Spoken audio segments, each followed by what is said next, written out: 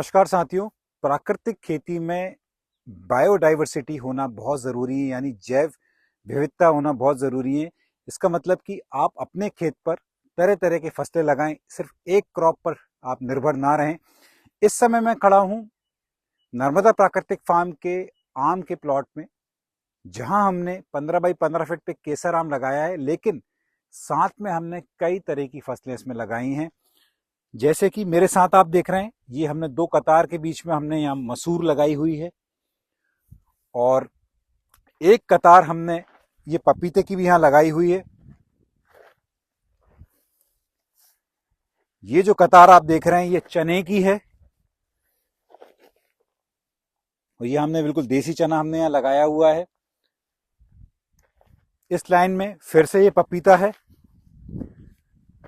और एक और लाइन चने के साथ हमने यहाँ धनिया भी लगाया है।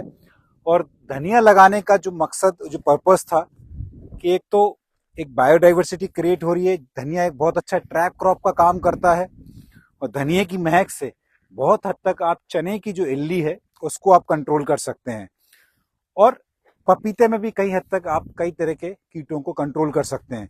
तो ये बिल्कुल देसी धनिया है जो हमने यहाँ लगाया हुआ है, और इसकी जो महक है बहुत ही शानदार है, और इसका जो टेस्ट, इसका जो एरोमा है, इसका कोई जवाब नहीं।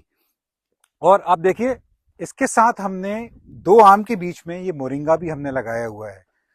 तो आप देखिए, आम, मसूर, चना, धनिया, पपीता, मोरिंगा, ये 6 फसलें हमारे एक ही खेत में लगी हुई हैं।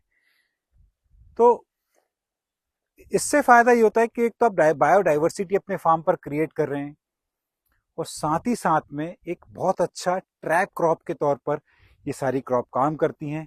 पेस्ट कंट्रोल मैनेजमेंट आपका बहुत अच्छा होता है, और साथ के साथ में आप एक फसल पर डिपेंडेंट नहीं हैं।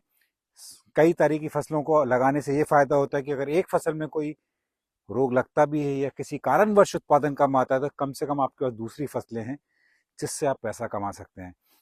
तो हमारी यहाँ मुख्य फसल तो आम है, लेकिन साथ ही साथ में हमने ये कोशिश की है कि हम हमारी मिट्टी पर जो जितनी भी जगह हमारे पास उपलब्ध है उसको हम सही तरीके से उसका प्रयोग करें, और तरह तरह की फसलों को लगाते हुए एक जैव विविधता जो है वो हम अपने फार्म पर कायम रखें। और इस तरीके से प्रकृति को हम साथ लेकर चल रहे हैं नर्मदा प्राकृतिक फार्म पर पिछले कई वर्षों से। और मेरी आपको यही सलाह रहेगी, जब भी आप प्राकृतिक खेती करें, हमेशा पॉलीकल्चर और तरह तरह के अलग अलग फसलों को आप अपने खेत पर लगाएं। मोनोकल्चर यानी कि सिर्फ एक फसल पर आप निर्भर ना रहें। जो भी आप फसल लगाएं, साथ में कोई ना कोई सहजीवी फसल आप जरूर लगाएं। इससे निश्चित तौर पर आपकी एक तो मिट्टी की संरचना बहुत अच्छी होती है, साथ ही साथ में आप बहुत अच्छे से अपनी फसलों में पोषण और कीट नियंत्रण कर सकते हैं। वीडियो पसंद आए तो लाइक ज़रूर करिएगा, शेयर करें, कमेंट करें। Thank you so much.